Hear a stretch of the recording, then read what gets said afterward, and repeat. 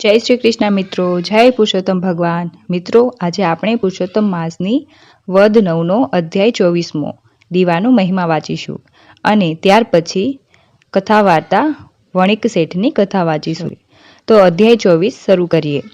સુત પુરાણી બોલ્યા, હે શૌનકાદિક મુનિઓ, મણિગ્રીવે પોતાનું જીવન વૃત્તાંત ઉગ્રદેવને જણાવ્યા પછી કહ્યું, મારા આ દરિદ્રનો નાશ થાય અને હું વૈભવશાળી બની સુખપૂર્વક જીવન ગાળી શકું તેમ કરો। ઉગ્રદેવ મુનિએ જણાવ્યું, તે મારો આદર સત્કાર સારી રીતે કર્યો છે, આથી તારું ભાગ્ય ફળી ગયું છે। હવે તારા ભાગ્યનો ઉદય થશે। આ મહિનાથી ત્રીજો મહિનો પુરુષોત્તમ માસ આવે છે। આ માસમાં તમે બંને ભક્તિભાવથી પુરુષોત્તમ વ્રત કરજો। દરરોજ ઘીનો દીવો કરજો। જો ન બની શકે તો તલના તેલનો કે ઇંગોરિયાના તેલનો દીવો કરજો।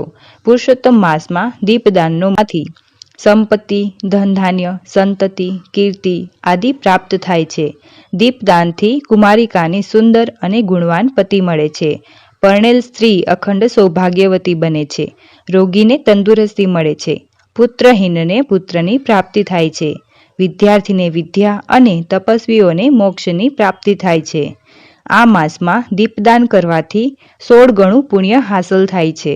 આમ કહી મણિગ્રીવને સુખ થવાના આશીર્વાદ આપી મુનિ ઉગ્રદેવ પ્રયાગ તરફ જવા નીકળી પડ્યા। થોડા સમય પછી પુરુષોત્તમ માસ આવ્યો। ત્યારે પતિ પત્નીએ જંગલમાં પુરુષોત્તમ વ્રતનો આરંભ કર્યો। આખો માસ તેમણે ઇંગોરિયાના તેલનો દીવો કરવાનો નિયમ રાખ્યો। તે મુજબ તેમણે આખો પુરુષોત્તમ માસ ઇંગોરિયાના તેલનો દીવો કર્યો। ઉગ્રદેવની કૃપાથી અને દીપદાનના પુણ્ય બળે તેમનો મેલ ધોવાઈ ગયો। કાળ બળે તેઓ મરણ પામ્યા। તેઓ સ્વર્ગમાં ગયા। ત્યાં અનેક વર્ષો સુધી સુખ ભોગવી ફરીથી જન્મ લીધો। આ મણિગ્રીવ એ જ ચિત્રબાહુ રાજા, તેની પત્ની ચંદ્રકળા તરીકે જન્મ પામી અને ચિત્રબાહુની રાણી બની। આમ પુરુષોત્તમ માસમાં ફક્ત ઇંગોરિયાના તેલનો દીવો આખો માસ કરવાથી આટલી સમૃદ્ધિ હાંસલ કરી શક્યા, તો તલના તેલનો કે ઘીનો દીવો ભક્તિપૂર્વક કરવાથી અને ઉપવાસ આદિ કરવાથી તે ઘણું પુણ્યફળ મેળવી શકે છે। આમ અગસ્ત્ય મુનિએ રાજા ચિત્રબાહુ સમક્ષ તેનું જીવન વૃત્તાંત કહી સંભળાવ્યું અને ત્યાંથી તેઓએ વિદાય લીધી।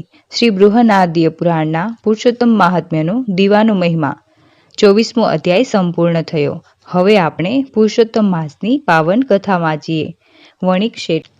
એક ગામમાં બ્રાહ્મણ અને બ્રાહ્મણી રહે। તેમની 7 દીકરાઓ હતા। બ્રાહ્મણ ગરીબ હોવાથી પોતાનું ગુજરાન માંડ તે કરી શકતો।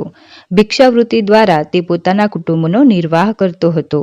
ભિક્ષાવૃત્તિમાં કોઈ દિવસે વધારે મળે અને ક્યારેક ખાલી જોડે લઈને ઘરે આવે।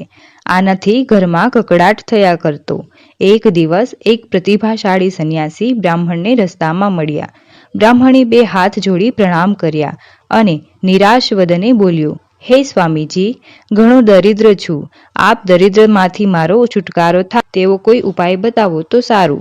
સંન્યાસી બોલ્યા, હે ભૂદેવ, તમારે દરિદ્ર ટાળવું હોય તો 2 માસ પછી આવતા અધિક માસ એટલે કે પુરુષોત્તમ માસમાં ભગવાનનું વ્રત અને આરાધના કરો। રોજ સવારે નદીએ જઈને સ્નાન કરો। કાઠાગોરમાનું પૂજન કરો। કથા વાર્તા સાંભળો। યથાશક્તિ દાન કરો। જેટલું બીજાને આપશો તેથી અધિક ગણું પામશો। બ્રાહ્મણે ઘેર જઈને મળ્યા હતા તે વાત કરી। તેણે પુરુષોત્તમ માસનું વ્રત કરવાનો દ્રઢ સંકલ્પ કર્યો। સાથે સાથે બ્રાહ્મણે વિચાર્યું કે હું કોઈ વિદ્વાન બ્રાહ્મણ પાસે જઈ પુરુષોત્તમ વ્રત, પુરુષોત્તમ માસની કથા, બીજી કથા વાર્તાઓ શીખી લઈ 2 પૈસા રડું અને વ્રત પણ કરું। તેણે વિદ્વાન બ્રાહ્મણ પાસે જઈ આ બધું જાણી લીધું।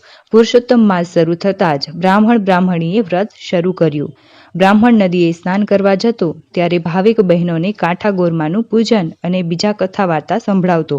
ઉપરાંત ઘરે આવી પુરુષોત્તમ ભગવાનની કથા કહેતો। આનાથી તેને સારી દક્ષિણા મળવા લાગી। અનાજ, કપડાં, ફળો અને રોકડ રકમ પણ મળવા લાગી। પડોશમાં એક વણિક શેઠ રહેતા હતા। તેમને સંતાનમાં 5 દીકરીઓ હતી, એક પણ દીકરો ન હોતો। વણિક પત્ની ગર્ભસ્થી હતી। તે બ્રાહ્મણની કથામાં જ હતી। એક દિવસે તેણે બધા કથા સાંભળનાર ગયા પછી બ્રાહ્મણને આ વખતે પોતાને પુત્ર થાય તેવો ઉપાય બતાવવા કહ્યું। બ્રાહ્મણે તેને પુરુષોત્તમ માસનું વ્રત કરવાનું જણાવ્યું। વણિક પત્નીએ પોતાના પતિને વાત કરી।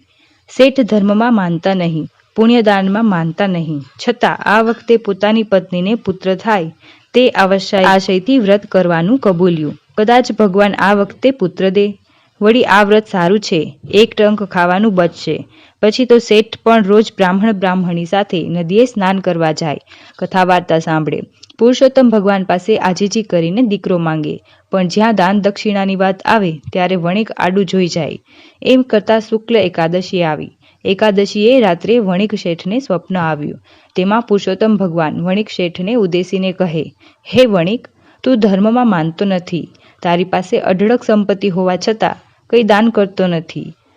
તેથી તને પુત્ર સુખ પ્રાપ્ત થતું નથી. તે મારું વ્રત કર્યું છે, તેથી હું તારા ઉપર પ્રસન્ન થયો છું.